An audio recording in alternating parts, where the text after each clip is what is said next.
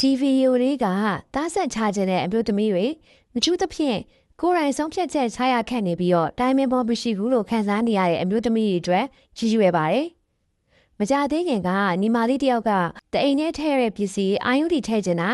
လာဒီလာပြီး9ရက်အတွင်းထည့်ရတယ်ဆိုတာဟုတ်လား။ဘာရီရှောင်ရမလဲဈေးဘယ်လောက်ရှိတယ်ဆိုပြီးတော့မေးလာပါတယ်။ကိုယ်တိုင်လည်းတယောက်တည်းနေရတော့အကြံဉာဏ်တောင်းစရာမရှိဘူးသူမှဖြစ်နေတာပါ။ဒါကြောင့်မလို့ဒီเจ้าညာလေးကိုအားလုံးသိအောင်တခြားရှင်းပြပေးချင်ပါတယ်။ပထမဆုံးအာယုတီထဲရမယ့်အချိန်ကိုပြောပြပေးပါမယ်။ရှားတီလာပြီး9ရက်အတွင်းထဲမှာမဟုတ်ပါဘူး။တကယ်တော့ကိုယ်ဝင်မရှိဘူးဆိုတာသိကြရင်ဒါဒီဆောင်ဝန်းရဲ့ဖဲချိန်မှမဆိုထည့်လို့ရပါတယ်။ဒါပေမဲ့ဆရာဝန်အများစုကတော့ရာသီစလာတဲ့ရက်ကနေရာသီပေါ်တဲ့ပထမ9ရက်အတွင်းထည့်ဖို့အကြံပေးလေးရှိပါတယ်။ဘာလို့လဲဆိုတော့အဲ့ဒီအချိန်မှာတအိမ်ကောင်းကနည်းနည်းလေးပိုပွင့်နေလို့ထည့်ရတာပိုးလွယ်သလိုမျိုးကိုယ်ဝင်မရှိဘူးဆိုတာနဲ့ရာခိုင်တော့အပြည့်တည်ကြလို့ပဲဖြစ်ပါတယ်။ IUD ထည့်ရင်စောင်းရန်ရှောင်းရန်ချက်များကိုလည်းဆက်လက်ပြောပြပေးပါမယ်။ပထမဆုံးအနေနဲ့စောင်းရန်အချက်များကိုပြောပြပေးပါမယ်။ထည့်ပြီးခါစားမှာ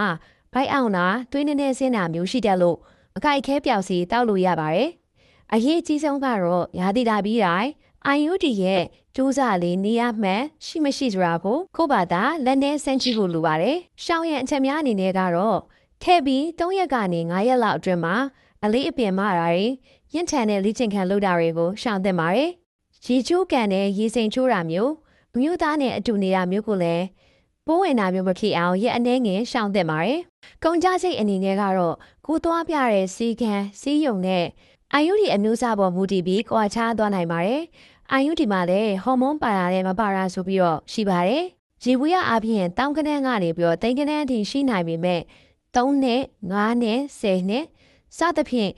ရရှိခံတာဖြစ်တဲ့အတွက်ကြောင့်မလို့တွက်ကြည့်ရင်အခြားနည်းလမ်းတွေထပ်ပို့ပြီးတော့တွက်ချီကြိုက်ပါတယ်။အရေးအကြီးဆုံးကတော့ခိုးကတယောက်တည်းနေလို့တိုင်ပင်စရာမရှိဘူးဆိုပြီးတော့စိတ်မပူပါနဲ့။နားလေတဲ့ကျွမ်းတဲ့ဆရာဝန်ဆရာမတွေနဲ့ပြသပြီးတော့ကိုနဲ့အကိုက်ညီဆုံးဖြစ်မဲ့နီလန်းကိုရွေးချယ်တိုင်ပင်ထိုင်ပါရဲ့နော်။ဒီဗီဒီယိုလေးကအကျိုးရှိမယ်လို့ညွှန်လဲပါတယ်။နောက်ထပ်သိချင်တာတွေကိုလည်း comment မှာရေးပေးခဲ့ပါအောင် The Moment Island YouTube channel လေးကို subscribe မပြုလုပ်ရသေးရင်လည်းပြုလုပ်ပေးခဲ့ပါအောင်နော်